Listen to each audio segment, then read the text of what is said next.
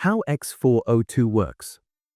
Here's a simple diagram showing how X402 protocol has made micropayments as simple as possible. So first of all, we have the client, which could be an app or an agent, which would request resource to the resource server. So this could be any request. It could be a GET request or POST request, and it is directly forwarded to the resource server. The resource server then responds with an HTTP 402 payment required code with the payment requests like the asset, which could be USDC, the amount, and the pay to address. The client would then use its wallet and make an on-chain payment, which would be a USDC transfer on a blockchain, for example, Base Sequoia or Base Mainnet. The payment gets confirmed and the transaction hash is returned from the blockchain, and this is then forwarded to the client. The client will request resource again using the header X payment containing the payment proof, which could be or which would be the transaction hash.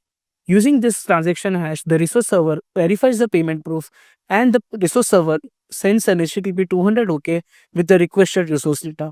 It's as simple as that.